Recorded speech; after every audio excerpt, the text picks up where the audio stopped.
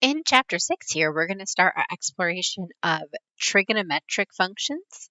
And in the first section, we're going to be focusing on the trigonometric functions for acute angles. So our objectives here are going to be to determine the 6 trigonometric ratios for the acute angle of a right triangle, and then determine the trigonometric function values for the special angles of 30 degrees, 45 degrees, and 60 degrees. And then using a calculator, find the function values for any acute angle given the function and vice versa. And then finally, find the function values of an acute angle and the function values of that angle's complement. So in topic 1 here, a quick review of right triangles, i.e. triangles where one of the angles is equal to 90 degrees. So that's indicated by the box in the corner down here. This angle measures 90 degrees. So if we're in a right triangle, we will call one of the sides the diagonal, the one that is across from the 90-degree angle. We're going to call that one the hypotenuse. And then our other two sides are going to be the sides that are either adjacent to or opposite of a given angle. So the angle in question that we're looking at in this situation is indicated by this angle theta right here. So that symbol is the Greek letter theta. When I draw theta, that's how I would draw it by hand. This is read as theta. It's one of our Greek letters, and that's the symbol as printed right there. So according to the angle theta, the side opposite theta is going to be across from theta, and then the side adjacent to theta is going to be the side that is also touching the angle theta. So the angle theta is between the hypotenuse and the adjacent side. So we do refer to these sides as hypotenuse, opposite, and adjacent for short. So we've got our hypotenuse, our opposite side, and our adjacent side. Now, for any right triangle, we can compute the ratios. So ratios are going to be fractions or divisions of pairs of sides with respect to one or the other non-right angle.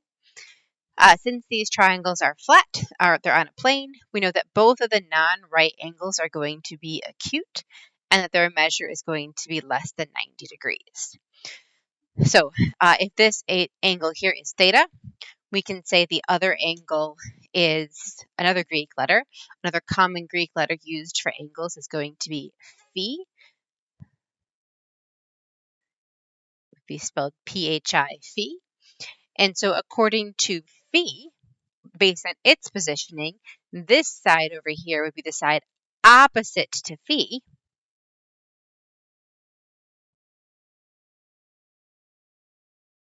And then this side here would be the side adjacent to phi.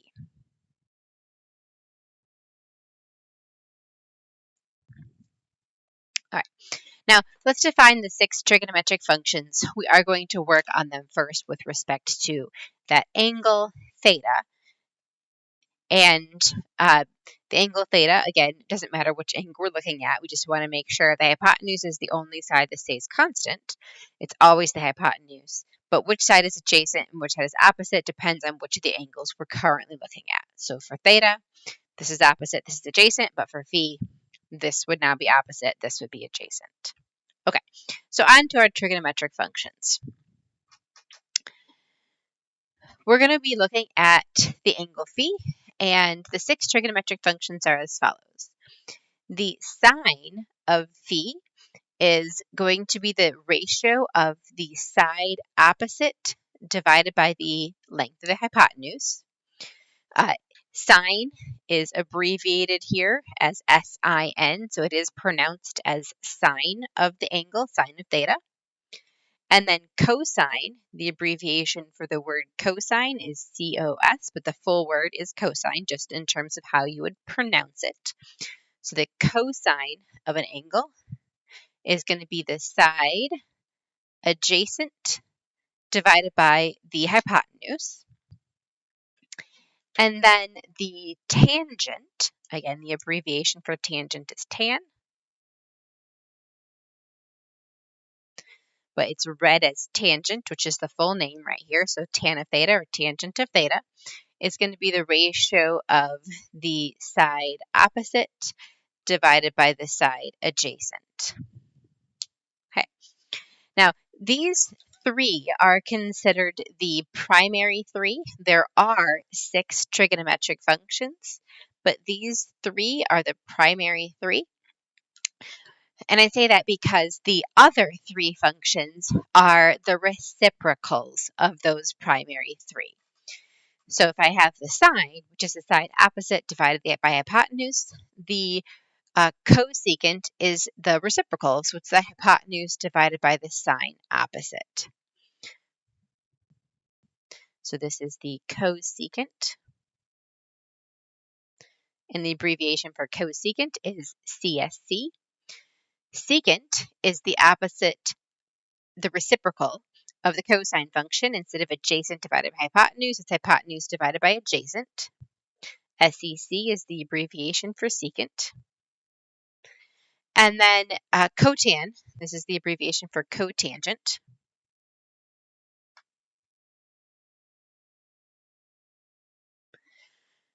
And that is, again, the reciprocal of the tangent function. So side opposite over adjacent. The reciprocal is side adjacent over side opposite. So there are 6 functions. We've got our primary 3, the sine, cosine, and tangent, and then the reciprocal 3.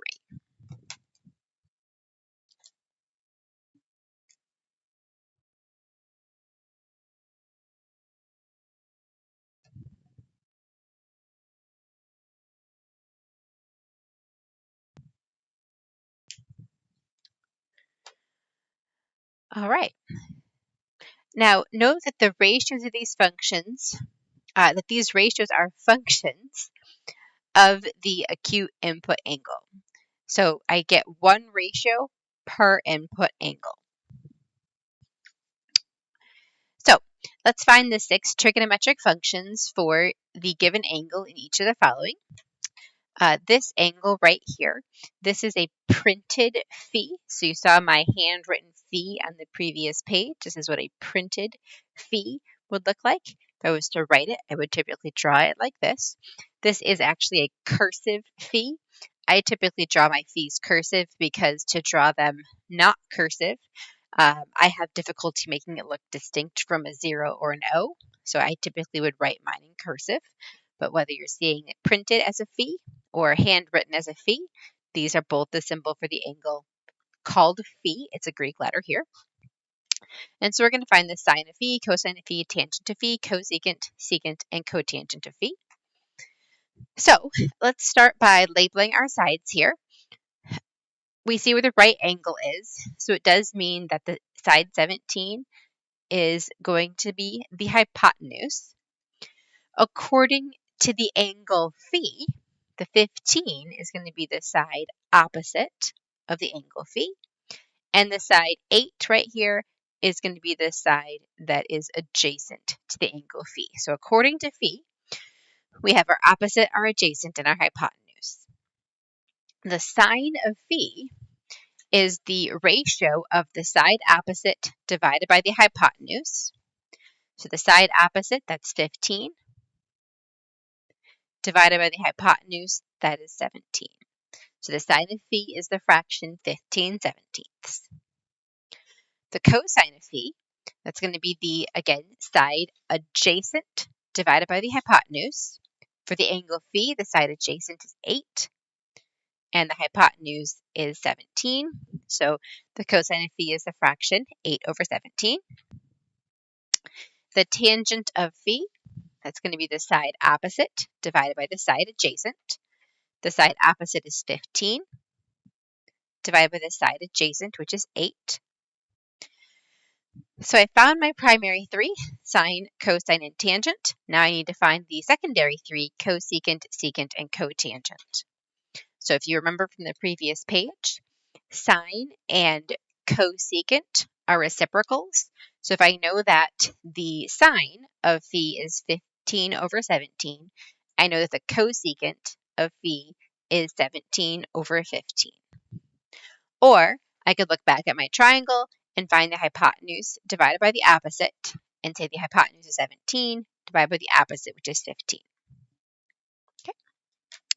Similarly, for cosine, if I already know the cosine value, I can get the secant value. So the secant value is going to be 17 over 8, the reciprocal of the cosine value.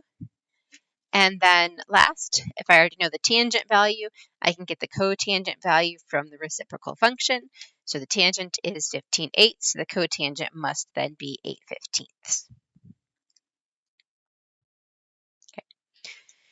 As far as remembering sine, cosine, and tangent, there is an acronym that can help us remember it. The acronym is SOHCAHTOA. So, SOHCAHTOA. And if you look back at our chart right here, so the S here is for sine, O for opposite, H for hypotenuse, C for cosine, A for adjacent, H for hypotenuse, and then the TOA, T for tan, O for opposite, A for adjacent. So if you're having trouble remembering what the sine, cosine, and tangent are, the abbreviation right here can help you remember that, or you can refer back to your notes. All right, so let's continue. In the next triangle, we've got ourselves an angle here, theta in this corner, based on the positioning of the values and the right angle. I know that the 13/2, that's going to be our hypotenuse. If my angle theta is the angle in question, opposite of that angle is going to be a value of 6, and adjacent to that angle is going to be the value of 5/2. So those are thetas, opposite, adjacent, and hypotenuse. To the sine, we're going to need opposite divided by hypotenuse. So opposite, that is 6, divided by hypotenuse, that is 13/2. But when I divide by a fraction, I know that I can multiply instead by the reciprocal. So this is going to simplify to 12/13 for the sine value. For the cosine, we need to take the adjacent divided by the hypotenuse. So we would have 5/2 divided by 13/2. And again, when I'm dividing by a fraction, I can multiply by the reciprocal. So that's 5/2 times 2 over 13. We can reduce when we multiply those two fractions together. We're going to end up with 5/13.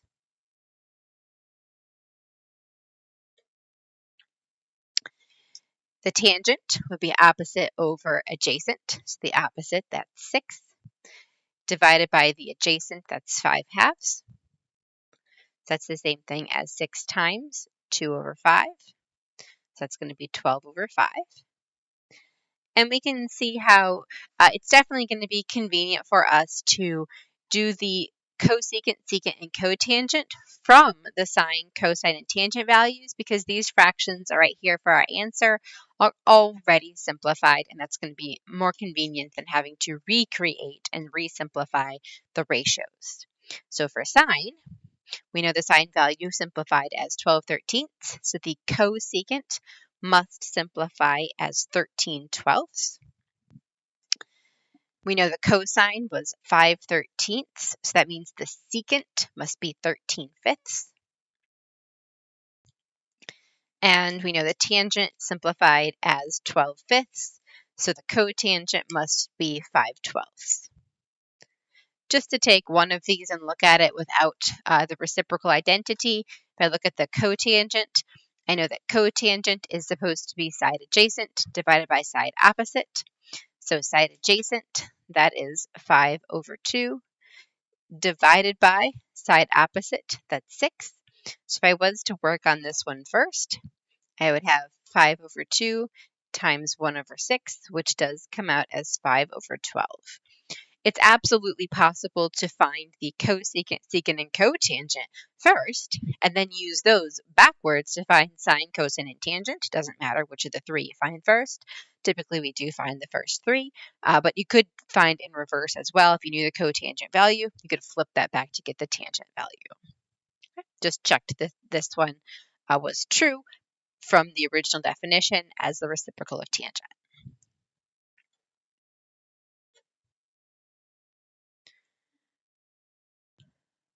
All right, so did we notice any patterns in the values? I've already given that away in terms of the reciprocal functions, so we should say yes, definitely. We have those reciprocal functions. We've got our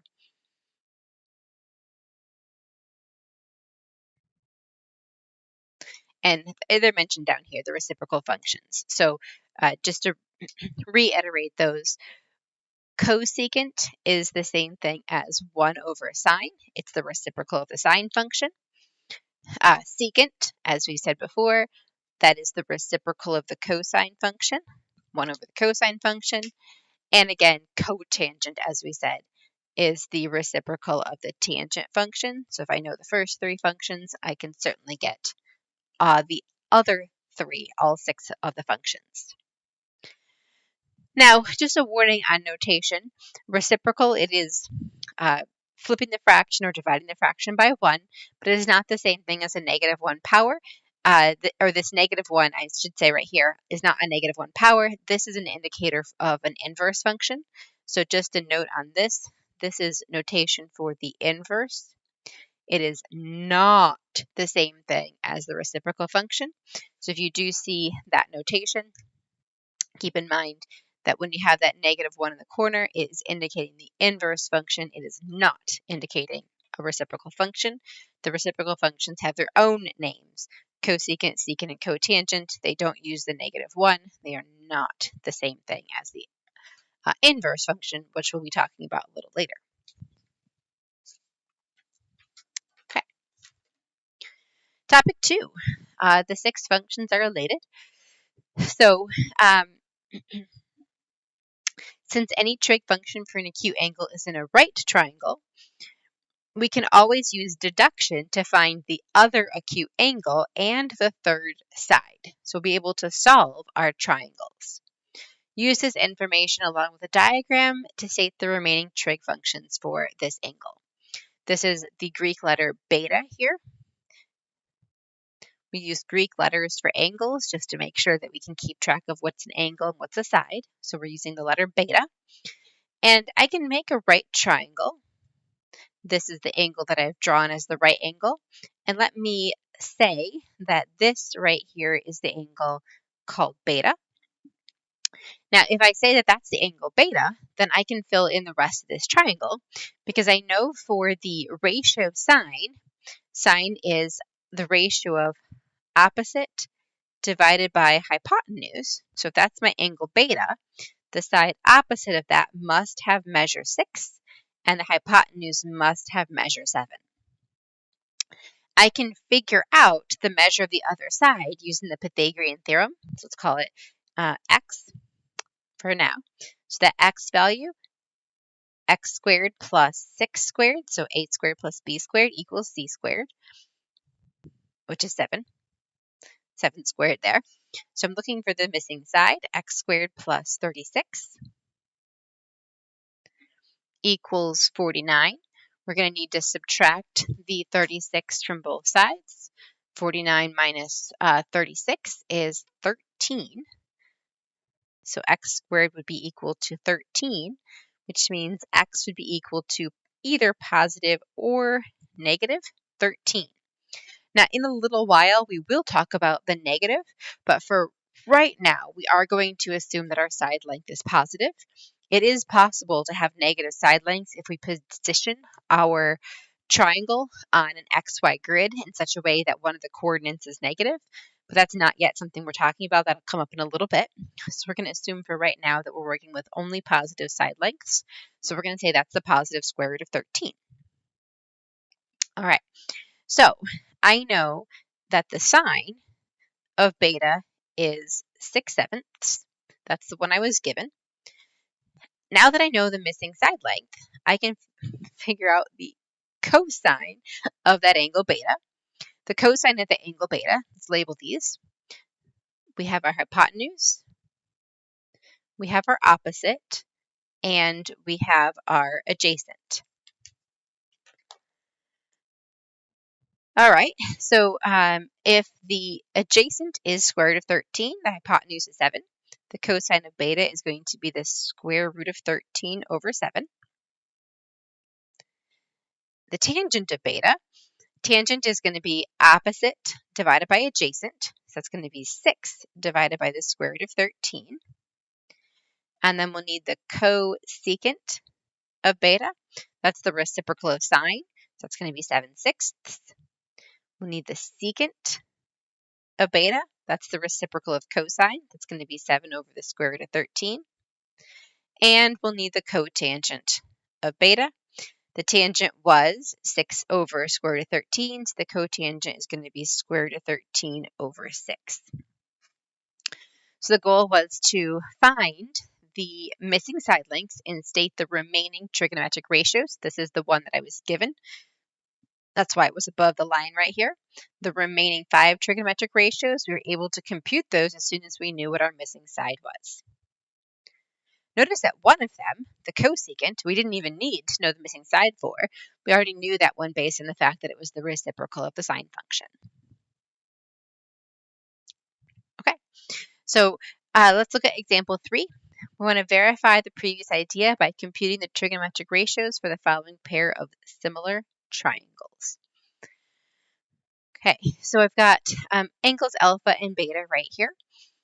And the idea here is that the trigonometric function is constant for the angle size, and it's not related to the size of the side length. So these triangles are similar, which means that they have the exact same angles.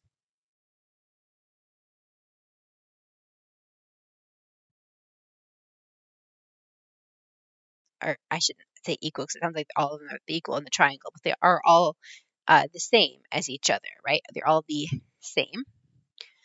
To say, that means that the angle alpha in the left triangle is equal to the angle alpha in the right triangle, and similarly, the angle beta in the left triangle is equal to the angle beta in the right triangle.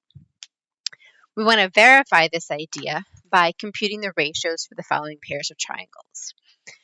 So, looking at the big triangle, let's do the sine of angle alpha. Sine is opposite over hypotenuse, so that is 16 over 20. And the fraction 16 over 20 can be reduced, divided by 4. That's going to be 4/5. Now, on the small triangle, if I look at this sine of alpha opposite over hypotenuse, I do get 4/5. So what we're trying to show here is that it doesn't matter which alpha I'm looking at, whether it's in the larger triangle or the smaller triangle. If that angle truly is the same angle, there is only one answer for the sine function. I get the same answer for the same angle. That needs to be true in order for this to be a function. That should be true for any of these, so we can continue and verify. Let's look at the cosine of alpha. The cosine of alpha would be side adjacent over hypotenuse, so that's going to be the ratio 12/20. And that's divisible by 4, so that's going to be 3/5. So if I look at cosine of alpha in this as well, I have adjacent over hypotenuse, again, 3/5, right? 3/5 matches the ratio 12/20. We could check this for all possible ratios, but it's going to hopefully be pretty obvious that they're all going to be the same. So I'll leave it to you to check the rest of those, and it's true for either angle alpha or angle beta by the same idea. So, powerful point, we have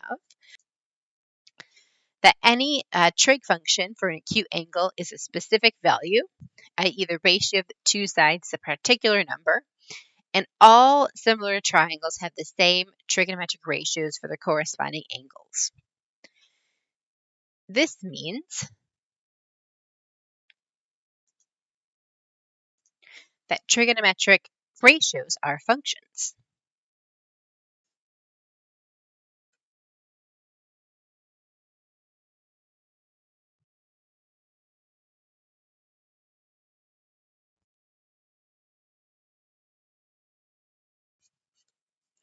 They're functions because for the same angle, we always get the same output, the same ratio for that corresponding angle. So that means that they are functions.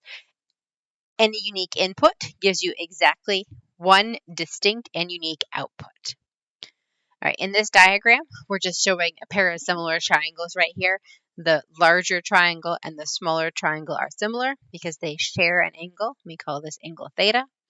Whatever the missing angle is, I know that it has to be the same thing because the three angles in the smaller triangle need to add up to 180 degrees. They share two of the same angles. So there's only one way to compute that larger angle. And the same thing, since this is also 90 degrees and it shares the angle theta, these angles have to be the same since they have to add up to 180 degrees. So whatever angle this is, I'm going to call it phi. They have to be equal. And therefore, our trigonometric ratios are going to be equal for equal angles.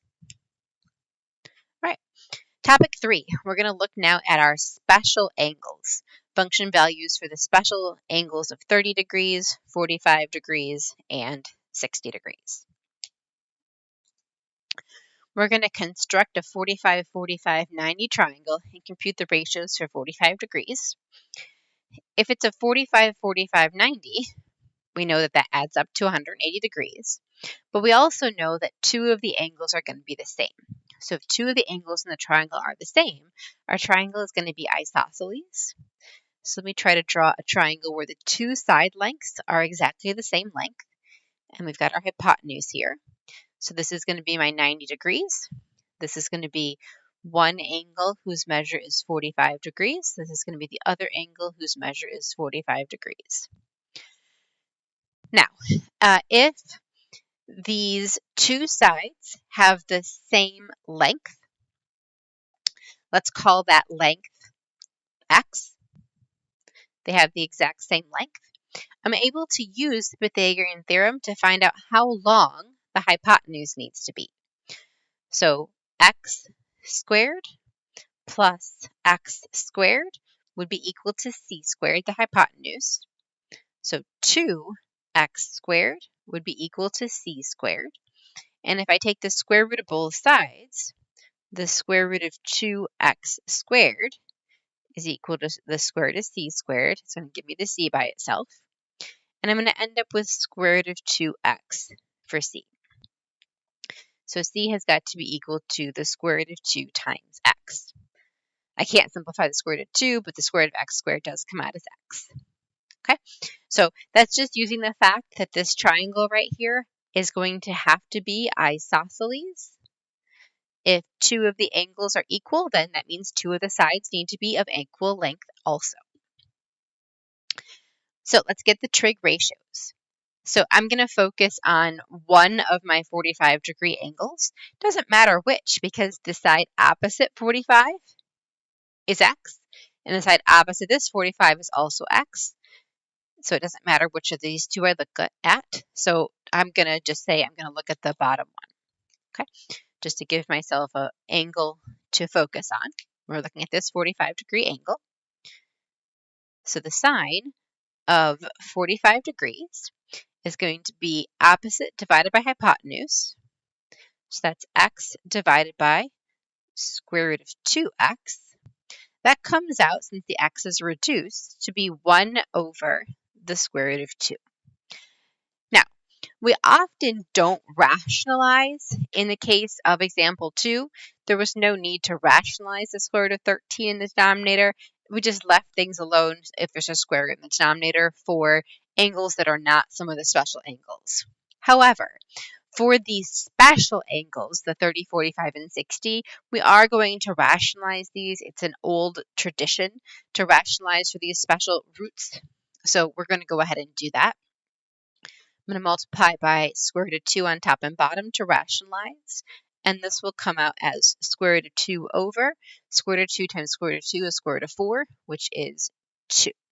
So the sine of 45 comes out as square root of 2 over 2 in its rationalized form. Okay, so we'll get the cosine of 45 degrees. And the adjacent side is x over the hypotenuse side is square root of 2x.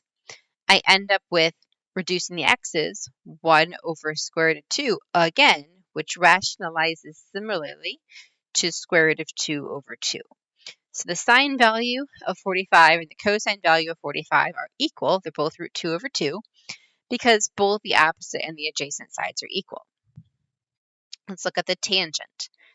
The tangent of 45 degrees, that's equal to our opposite divided by our adjacent. So that's x divided by x, which comes out as 1. And then we'll get all 6 of them. So let's get the reciprocal functions. So we'll go for the cosecant of 45 degrees. Now, I have my choice. I can flip the simplified version, but that would put a radical in the denominator. So it might be more convenient for me when I'm trying to simplify the cosecant of 45 to flip the pre-rationalized version here. So we're going to flip the square root of 2 over 1 because it comes out just equal to the square root of 2. So that is the simplified version there already. If I had flipped previously, when it was already simplified, just wanted to show, that would have been fine. It would have been 2 over the square root of 2, but then that would need to be rationalized. So 2 square root of 2 over 2, which again reduces to square root of 2. So I do get the same thing, but just a little faster to take the non-simplified version to flip since I already had it on my page. All right, so the secant of 45 degrees, very similarly, if we flip, we're going to be at square root of 2 over 1, square root of 2. Should make sense if our sine value and cosine value are equal, then our cosecant and secant values are going to be equal as well. And then our cotangent of 45 degrees, that simplified to 1, so 1 over 1 is equal to 1, so the cotangent of 45 is also going to then be equal to 1. These are special values, and we should know these. So they're going to be something that we're going to see over and over again. We're going to work on trying to memorize the sine ratio, cosine ratio, tan. And if you know the first 3, you can derive the second 3. So I'm not saying you have to memorize all 6, but we're going to want to remember at least the first 3 right here, sine, cosine, and tan of the 45-degree angle, as well as the 30 and the 60 on the next page. Know these, memorize these, and if you can get the first 3, you know that you can use those to find the second 3. You do need to know all 6.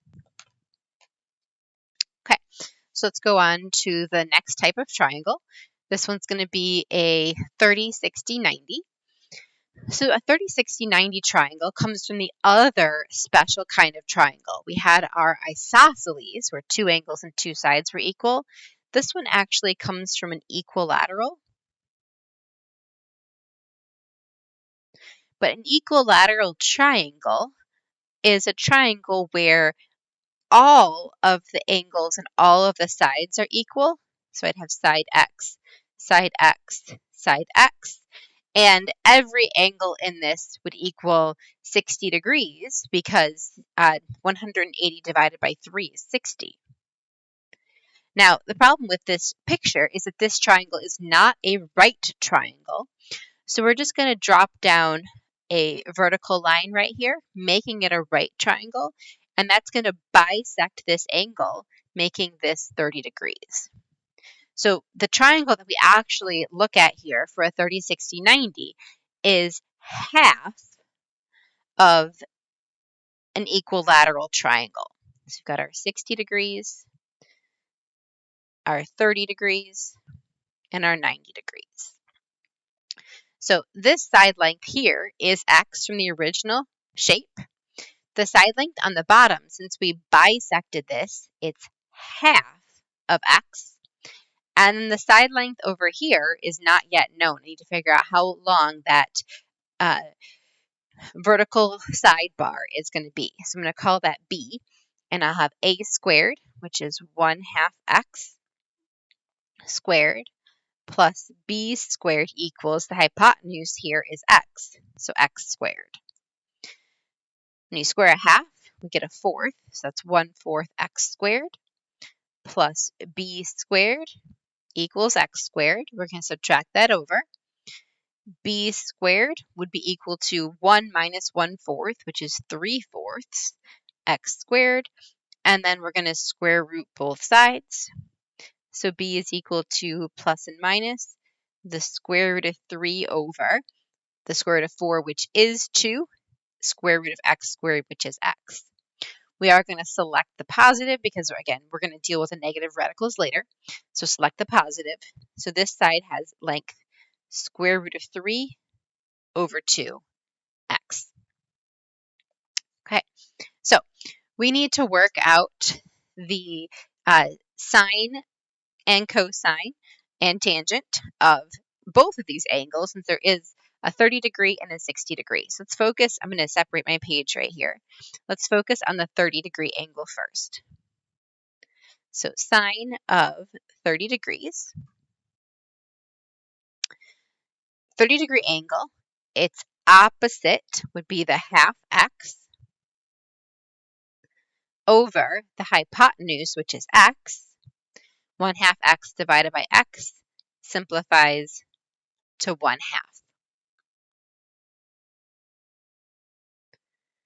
Cosine of 30 degrees, the cosine is going to be the adjacent. So that's square root of 3 over 2x divided by the hypotenuse, which is x. The x's reduce off, and we get the square root of 3 over 2. Tangent of 30 degrees, opposite divided by adjacent, 1/2 x divided by the square root of 3 over 2x. We know that the x's are going to reduce, and when you divide by a fraction, you multiply by the reciprocal. So we're going to have 1/2 times 2 over the square root of 3. That's going to come out as 1 over the square root of 3. And that needs to be rationalized. So we're going to multiply by square root of 3 on top and bottom. And this comes out as the square root of 3 over 3. All right, so those are the primary three, sine, cosine, and tangent for 30 degrees. Let's get the reciprocal functions. So cosecant of 30 degrees, reciprocal of 1/2, that's 1 over 1/2, or flip it to 2 over 1, so it simplifies to 2. The secant of 30 degrees, we're going to flip the 2 over square root of 3, and we're going to rationalize, multiply top and bottom by square root of 3. It's going to be 2 square root of 3 over 3. And then the cotangent. I was thinking tangent in my head right here, but I have the tangent. I need the cotangent, which is its reciprocal. And I'm going to go back to the unsimplified version right here to flip for the cotangent of 30. So that's square root of 3 over 1, which is square root of 3. All right, so we have the 6 ratios for 30 degrees. We do need to find the 6 ratios for 60 degrees. So the sine of 60 degrees. For 60 degrees, the opposite side is the square root of 3 over 2x divided by the hypotenuse, which is x. That comes out as the square root of 3 over 2. Right away, I want to notice that the side that is opposite here to 60 degrees is the side that is adjacent to 30 degrees. So do you see this relationship here between the cosine of 30 and the sine of 60, where we got the same value? We should have the same value for those because the side that is opposite 60 is the side that is adjacent to 30. So that's going to happen. Similarly, we might expect for the cosine of 60 degrees. For 60 degrees, the adjacent side is half x divided by the hypotenuse, which is x. that comes out as a half. I'm not surprised because, once again, the side that is adjacent to 60 is the side that is opposite to 30. So those should be the same. When we get to the tangent of 60 degrees, we should be having the opposite side divided by the adjacent side.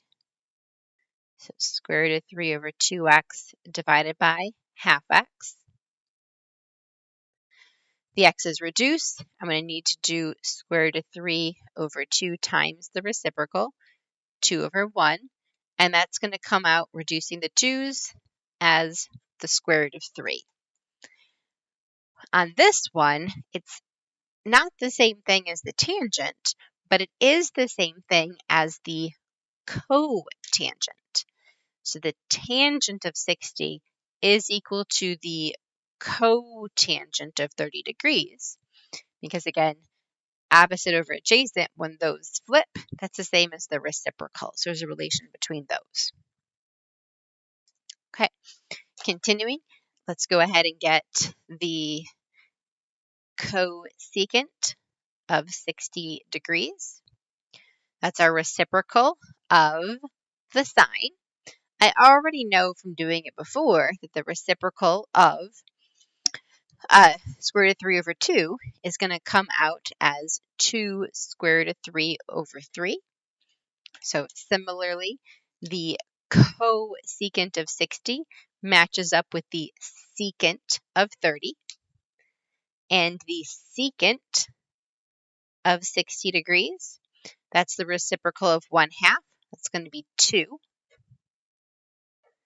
Not surprising. So that should match up with the cosecant here of 30. And our cotangent of 60 is the reciprocal of the tangent of 60. So that's going to be 1 over the square root of 3, which multiplies or rationalizes into square root of 3 over 3 if I multiply top and bottom by square root of 3. And unsurprisingly, that should match with the tangent of 30 degrees. Okay, so we're going to summarize this in the chart below. The exact values for the sine, cosine, tangent, cosecant, secant, and cotangent of 30, 45, and 60 degrees. I'm going to attempt to color code this as well. We know that the sine of 30 is 1/2. I'm not going to write these in order. I'm going to note the pairings. So the sine of 30 is 1/2. That was the same thing as the cosine of 60. So the cosine of 60 is also 1/2. Okay. The cosine of 30, that was square root of 3 over 2. And the sine of 60 was the other, square root of 3 over 2. Okay. The tangent of 30 degrees, that was square root of 3 over 3. And its partner was the cotangent of 60, also square root of 3 over 3.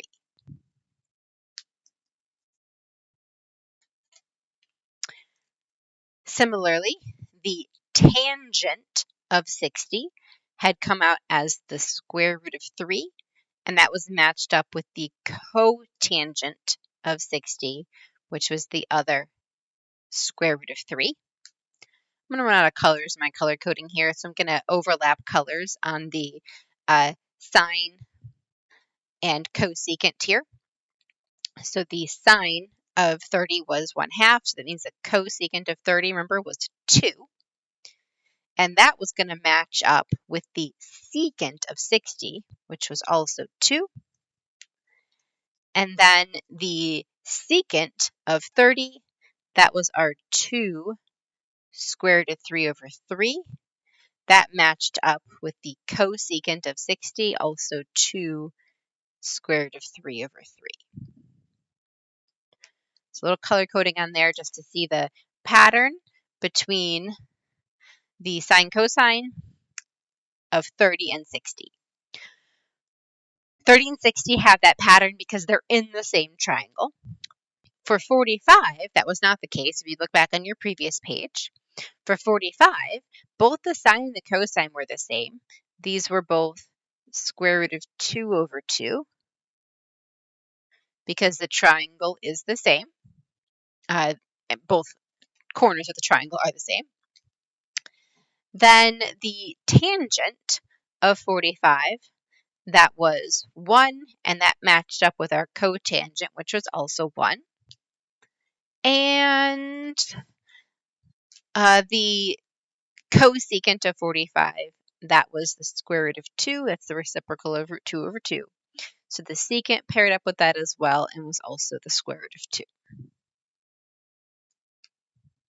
Okay, so keep in mind at the bottom it says, do you notice the pattern of values? The pattern of values there can help you remember these right here and can help you figure out one from the other. If you know some of these values, other ones are corollaries from them. And these are all values that eventually you are going to need to learn and know for these 3 special angles. Okay, we'll talk some more about that later. The next topic is about finding the trigonometric ratios for any acute angle using a calculator. So let me grab my calculator real quick and pull it over.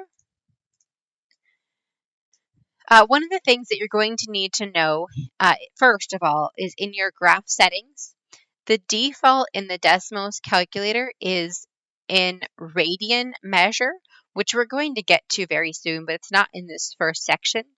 So if you are working on angles that are in degrees, you're going to need to switch into degree measure. So the default is radian. We're going to be working with radian plenty in a few sections right here.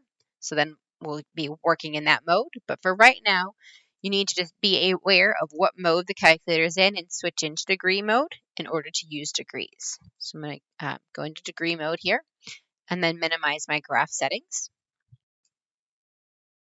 Okay. All right. So making note of checking the mode. And we're going to do a couple of things with the calculator. Let me do a couple checks real quick of the ones that we just did. All right. So I'm going to check the tangent because it's a whole number right here. If I'm in degree mode and I want to enter the tangent of 45, it does in fact come out as 1, as it should. Let me enter the sine of 30 degrees. Sine of 30 degrees should come out as a half. It does. It's in its decimal form, but that's the fraction 1/2. And if I check one of the others, like the cosine of 30 degrees, cosine of 30 degrees, it comes out as a decimal that can't be turned back into a fraction because the value is the square root of 3 over 2. And I can compare their decimals and see that the calculator is able to give me the decimal equivalent, but it's up to me to know what the exact value for that is, to know that it's not just 0.866, it's really the square root of 3 over 2. Okay. All right. Moving on to the next little piece here. We're going to work on DMS notation, which is degree, minutes, and second notation. This is sometimes used in navigation, used in airplanes, or even in astronomy navigation, and uses the fact that there are 60 minutes in a degree and 60 seconds in a minute. So if I have a measurement that is 52 degrees, 15 minutes, and I want to convert this into decimal format, I'm going to take the 15 minutes indicated by the single tick mark for minutes and the 2 tick marks for seconds. So 1 mark is for minutes there, and then 2 marks is for seconds.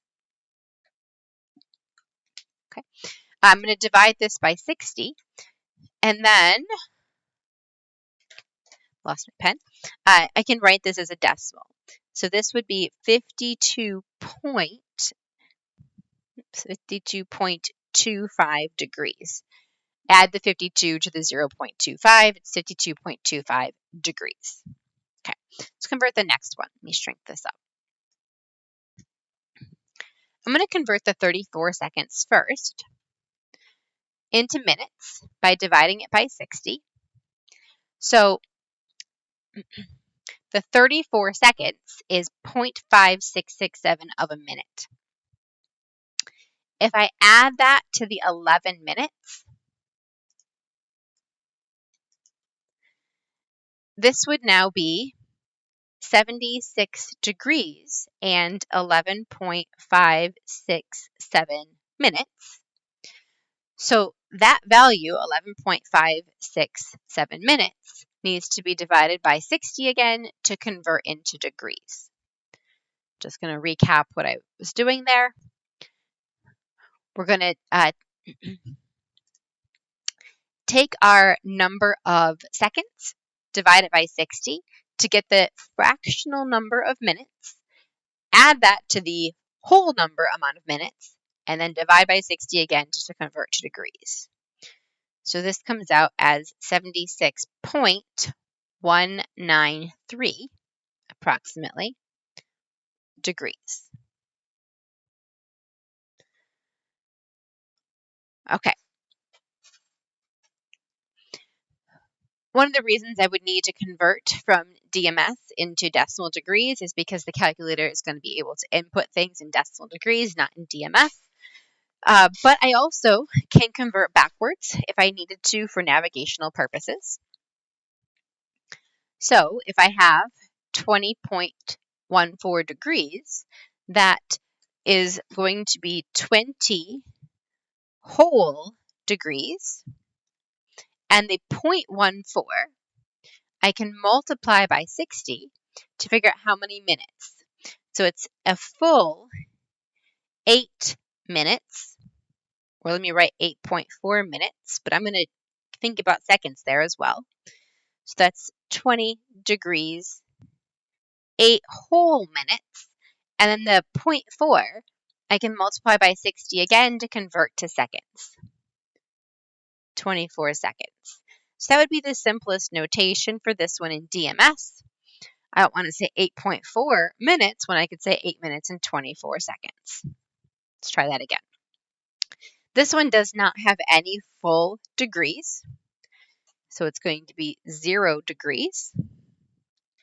0.253 times 60 will be 15.18 minutes, or let's get the 15 minutes and convert the 0.18 into seconds. So 15 minutes and 10.8 seconds.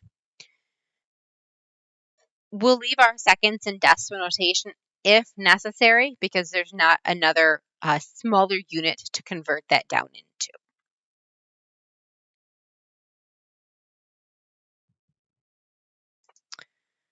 Okay.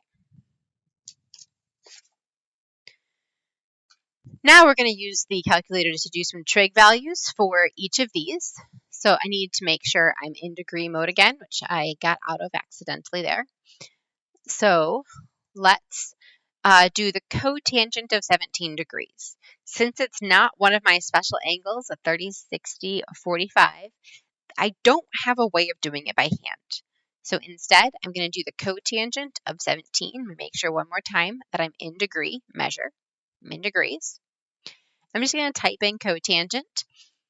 If you don't have a keyboard, you can certainly find the 6 trigonometric functions using the keypad down here in the functions menu. So you could have clicked on cotangent and done the 17. So the cotangent of 17 degrees comes out as approximately 3.271. And there's no units on that because it is a ratio. So I don't put any symbols on the end of that. For the tangent, because this is in DMS notation, I'm going to have to convert that into a decimal degree. Sorry, I just read that this had 4 places, so I'm going to actually go back and do a 0 9 there since I had done 3 places and I just saw the directions asked for 4.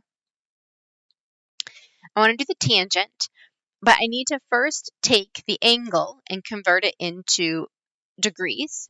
So my 48 minutes divided by 60. What I need here is the tangent of the angle 63.8 degrees.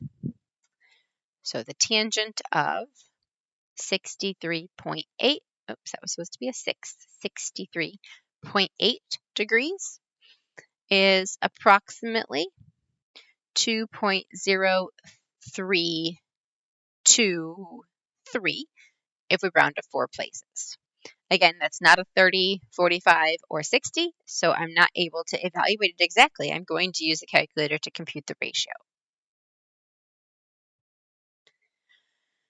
Okay, now in example 9, we have trigonometric ratios, and what we want to do is find the angle. There are a couple of different ways for us to do this, and it's asking me to use the table feature. So that's going to be a little less precise than some other methods, but I'm going to start there, make myself a table. And just to be convenient, let me actually call this theta. And in the y values, we're going to start with sine of that angle theta. If you spell the word theta, it'll turn into that theta symbol if you're not in a note. Or you could just call it x and use the x value, your choice. I want the value to be 0.405. So this is going to be, I'm actually not sure if I can use theta. You might need to be a theta 1 because I think theta is a reserved value, like x is. There we go. Let's try some angles. I could try the angle 45, for example, and I know it's 0.8. So what if I made it 40.7? So it's getting smaller. At 30, it was not what I was expecting it to be. It shouldn't have been negative.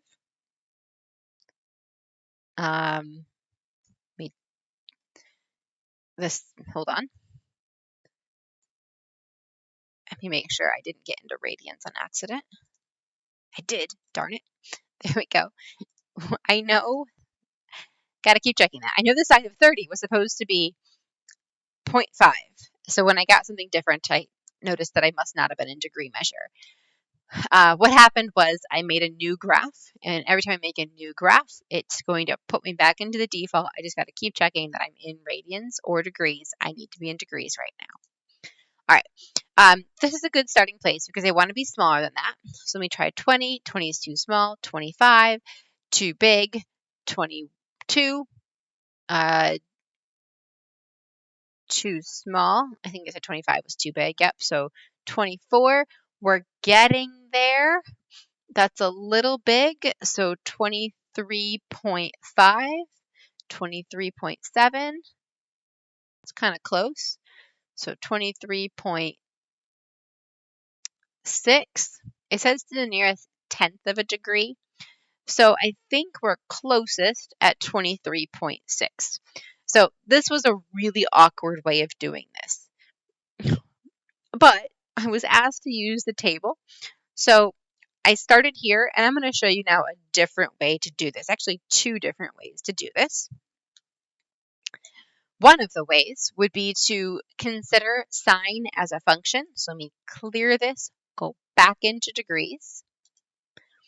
Consider sine as a function. One of the reasons it wasn't asked to do it this way from the beginning is we haven't considered the sine wave yet. But then look for where the y value was going to be 0.4005. And I'm going to have to zoom this out a little bit. The answer is supposed to be around 23. And yeah, I can see it's 23.60944 would be the exact value. So that would be probably a better way of doing this than trying to guess things in the table. Okay, so that's a possibility. The final way to do this, again, is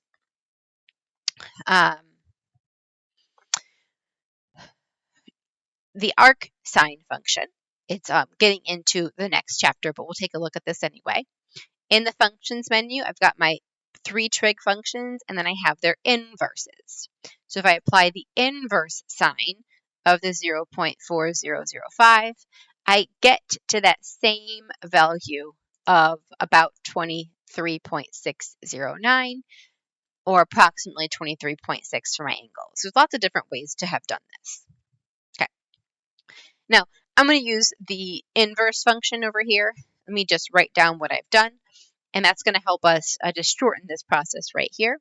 So theta is equal to the inverse sine of 0.4005 in this one, and that's one way to get this value. So theta over here is going to be equal to the inverse cosecant of 1.147.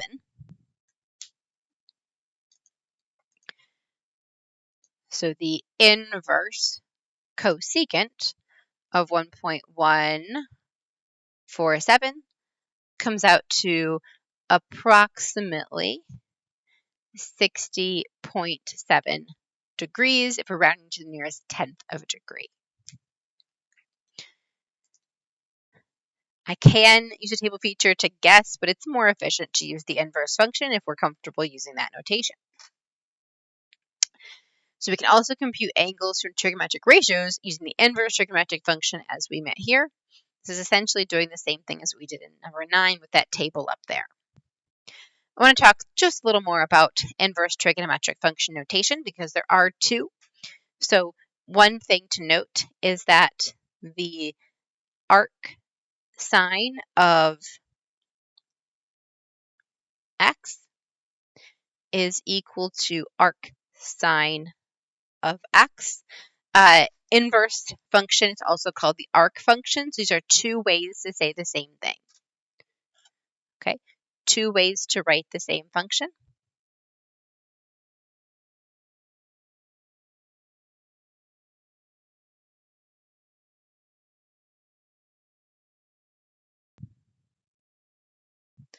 And I just want to, again, look at this. We did the inverse sine function a minute ago, and I had to go into the functions menu to get the inverse sine function just the way it's typed. But if I wanted to type it by hand, I would type arc sine of that same value. And again, it works out exactly the same. So if I'm using a keyboard, it's easier for me to express it as arcsine than having to type this right here because this is not an exponent. So typing it with an exponent right here leads to an ambiguous notation. I can use that notation on paper, and I can use that notation by clicking the function, but I've got to be a little careful with that notation right here. And I actually prefer, for that reason, this one's a little messy. I prefer writing my inverse trig functions with the arc in front of them to make them inverse trig functions. So I'm going to make a note right here that an inverse trig function is equal to an arc trig function. And again, similarly, if I wanted to type on this one and do the inverse of the cosecant function, I can type arc cosecant. As soon as I hit the last C, see how the font changes? It starts to recognize it of that 1.147. And again, the angle is 60.7 degrees. So 2 notations for the same thing. And remember, because these are inverses, if a trig function, like say sine of theta equals x, takes in an angle and outputs a ratio,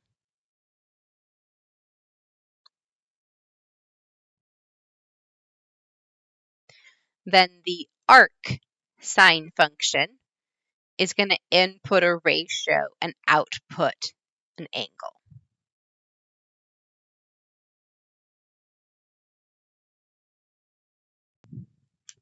Okay. Continuing into topic 5, we're going to look now at cofunctions and complements. Two angles are complementary if they add up to 90 degrees. So if alpha plus theta is equal to 90 degrees, then alpha and theta are complements.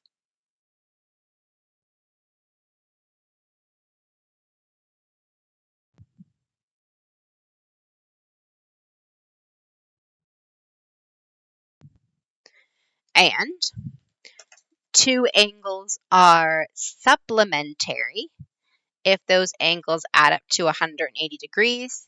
So if alpha plus theta is equal to 180 degrees, then alpha and theta are supplements.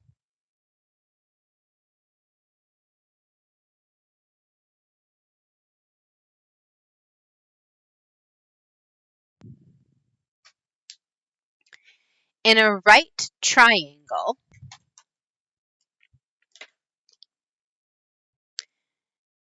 the two acute angles are always complements because one of the angles is known to be 90 degrees.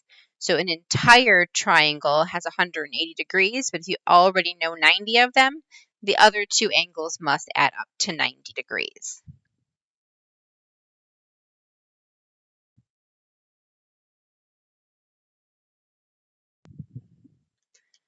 So in a right triangle, the two acute angles are always complements of each other.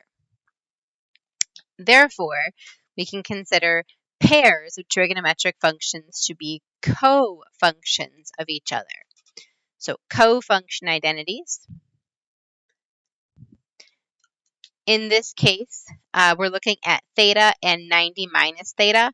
So whatever the angle theta is, so we've got theta and we've got, oops, that was supposed to be a comma. We've got theta and we've got some angle alpha, which is 90 minus theta, right? So we're looking at the angle theta as one of our angles, and we're looking at 90 minus theta as being our other angle. Okay, so our identities say that the sine of theta is going to be equal to the cosine of 90 minus theta. That's not something that is new because we actually already knew that in terms of the sine of 30 and the cosine of 60. This was our first look at that idea of complements and how the complements have the same trig ratio. The sine of 30 is the same as the cosine of 90 minus 30. 90 minus 30 is 60. Okay. So similarly, or vice versa, the cosine of an angle is equal to the sine of its complement. The tangent of an angle is equal to the cotangent of its complement, and vice versa. The cotangent of an angle is equal to the tangent of its complement. And then just like with sine and cosine, the secant of an angle is equal to the cosecant of the complement, and the cosecant of an angle is equal to the secant of its complement.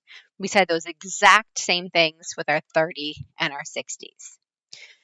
We can add these identities to our growing list of identities. These are going to be true for any angles, not just 30 and 60, but say 15 and 75, or any angles that add up to 90 degrees.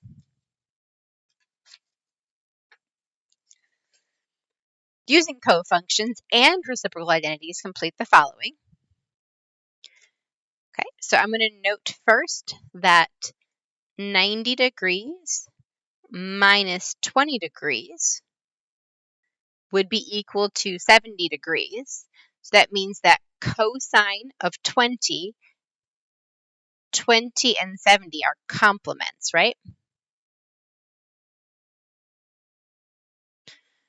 So the cosine of 20 must be equal to the sine, the complement, of a 70-degree angle. The next thing I note is that the cosine of 20 has to be 1 over, so this is going to be the reciprocal. The reciprocal function for cosine is secant. So 1 over the secant of 20 degrees.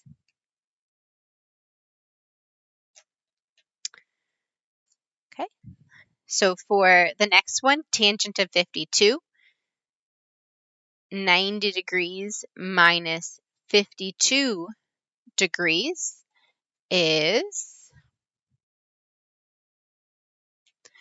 38 degrees.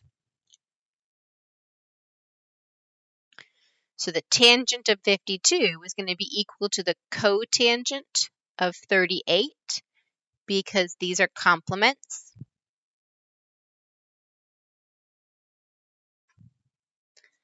And this is now a question of reciprocals. Tangent of 52 is 1 over what function at 52? The degree symbol's missing there, so let's put that in, based on reciprocal. And tangent is the reciprocal of cotangent. So tangent has a complementary identity with its reciprocal function. So the tangent of 52 is equal to the cotangent of 38 and 1 over the cotangent of 52 based on the reciprocal identity.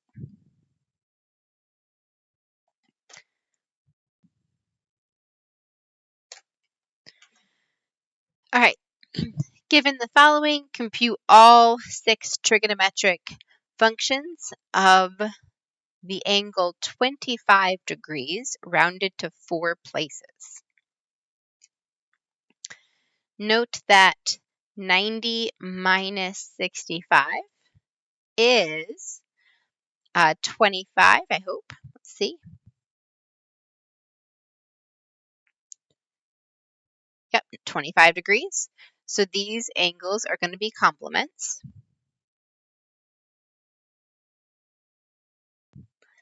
So if I want to write the 6 trigonometric function values for the angle 25, I'm going to start with the sine of 25 degrees. And the sine of 25 degrees is going to be equal to the cosine of 65 degrees by complements.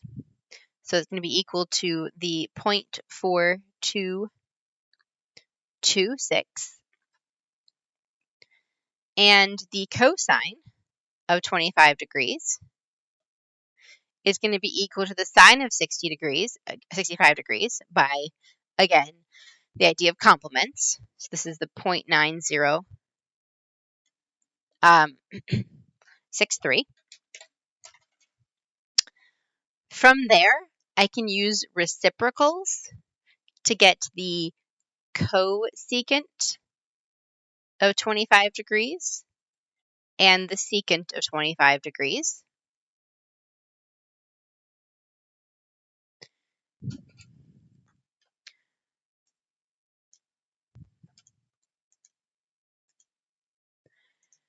So we're going to do 1 divided by for the reciprocal.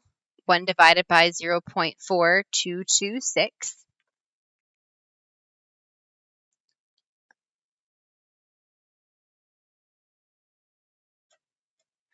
Which is 2.3663. And then we'll do 1 divided by 0.9063.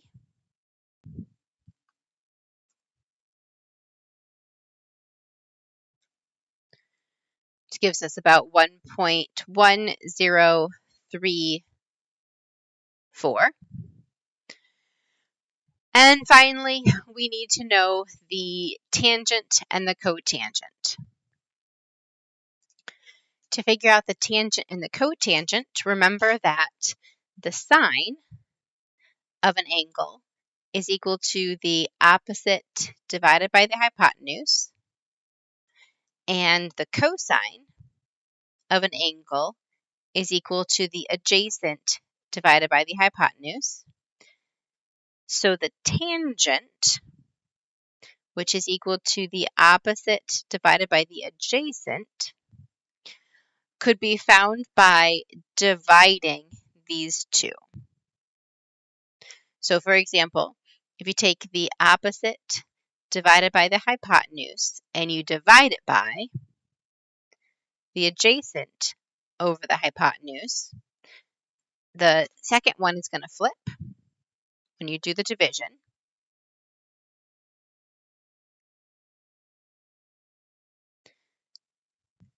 giving us opposite divided by adjacent. Let me get rid of decimals here. So in short, tangent, opposite over adjacent, is equal to sine divided by cosine. That's actually a pretty important identity, and it should have its own box, but I'm going to write it on the top of the page right here. Tangent theta is equal to sine of theta divided by cosine of theta. Okay.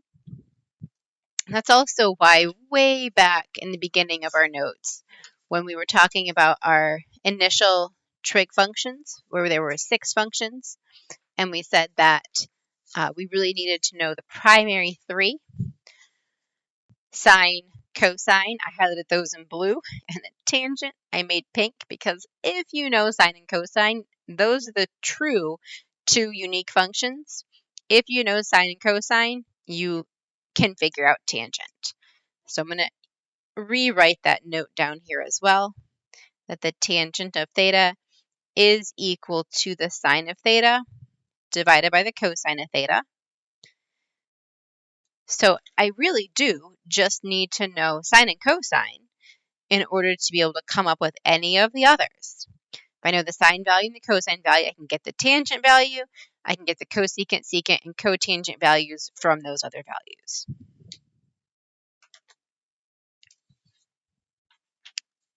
So back over here, we need to know the tangent value. And so we're going to divide the sine value by the cosine value, so 0.4226 by 0.9063.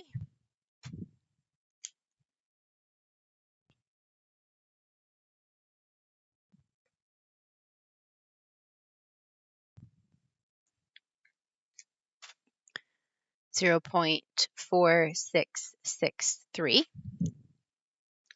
and the cotangent value.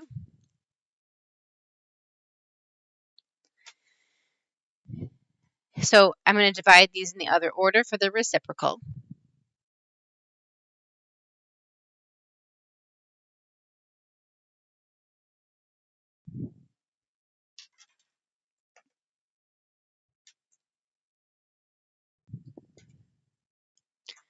And for cotangent, that's going to give me 2.146.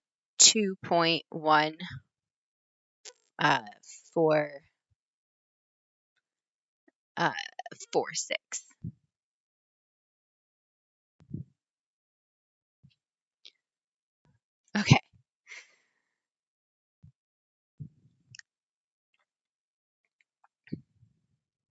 Last question, number 12. Find the angle. Do not use a calculator unless necessary.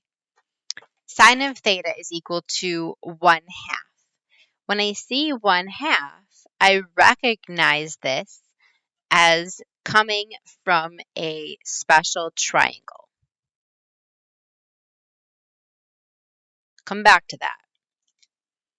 When I see square root of 3, that was also a number in my special triangle.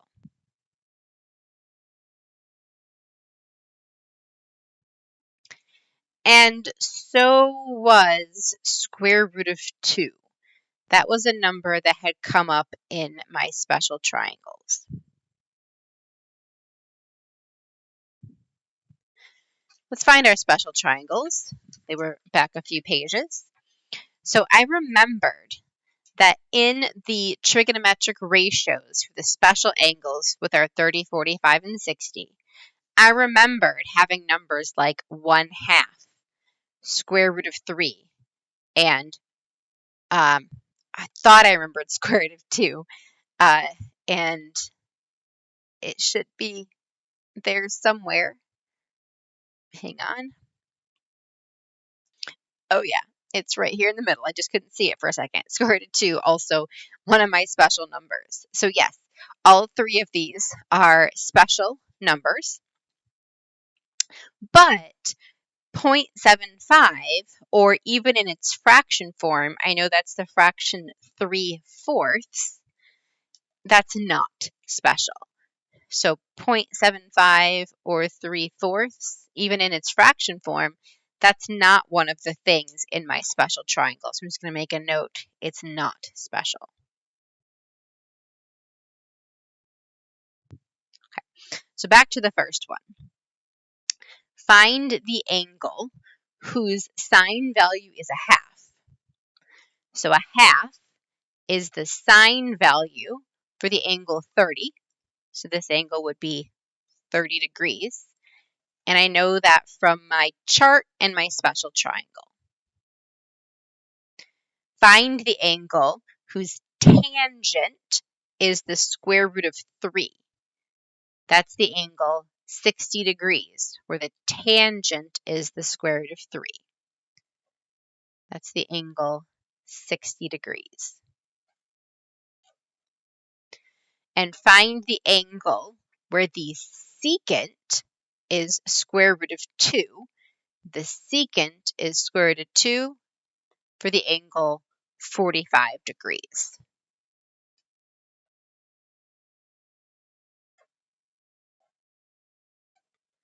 So I don't need a calculator for those, but I do need my chart or to remember what the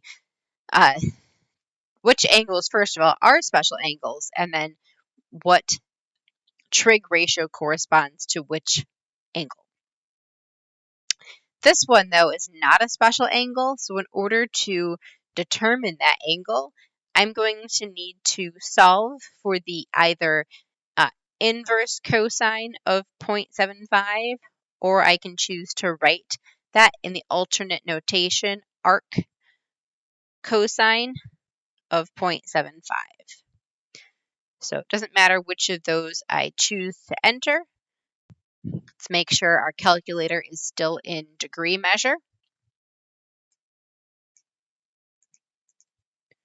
Looks like it is.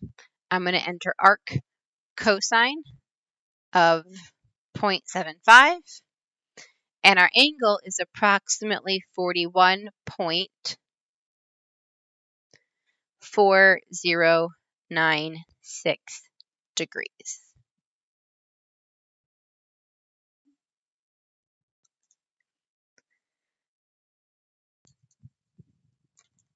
All right, that's the end of our section.